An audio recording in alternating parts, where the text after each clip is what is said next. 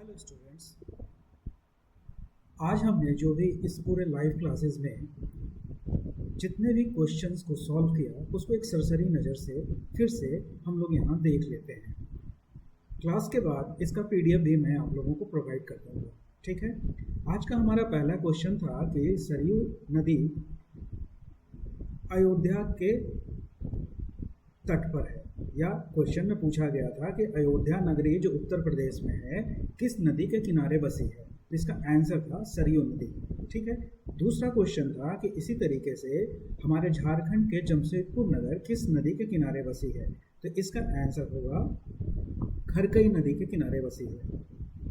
आज का वही तीसरा क्वेश्चन था कि भारत का कौन सा क्षेत्र चावल का कटोरा कहलाता है। क्या चावल का कटोरा कहलाता है या उसके लिए विख्यात है। तो कौन विख्यात था, आंसर में हम लोग देखें कि भारत का कृष्णा गोदावरी डेल्टा मैदानी क्षेत्र जो है वो चावल का कटोरा कहलाता है।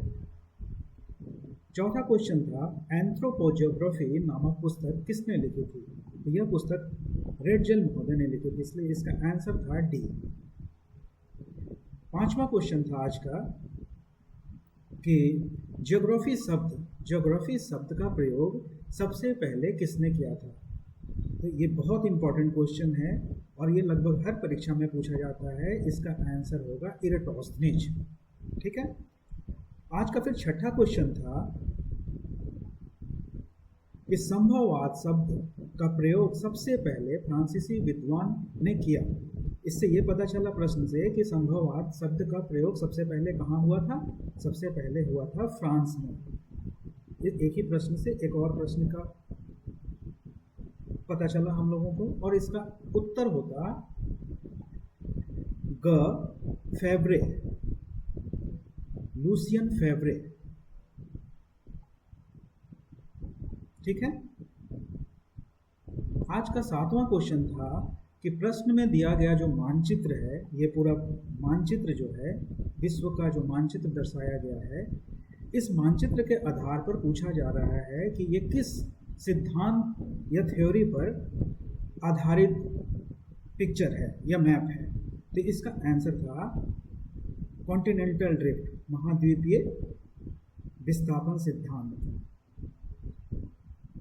और यह सिद्धांत किसका है, वेगनर महोदय का है। देखिए अगला प्रश्न है, फिर आठवां में पूछा गया कि वेगनर, ये किसका सिद्धांत है, वेगनर महोदय का।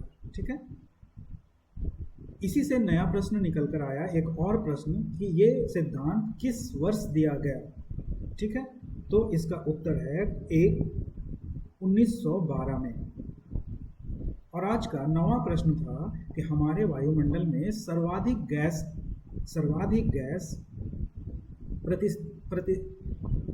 प्रतिशत के आधार पर किस गैस की है जो सबसे ज़्यादा है। तो हमारे यहाँ सबसे ज़्यादा वायुमंडल में कौन सा गैस पाया जाता है, नाइट्रोजन गैस। और इसको सिलसिलेवार तरीके से इस पूरे आंकड़ा में बता दिया गया है।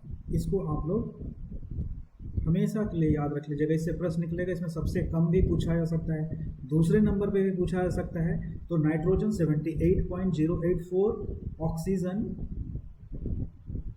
20.946, organ 0.934, carbon dioxide 0.037, neon 0.00182, helium 0.00052, methane 0.00015, krypton 0.00011, है ना।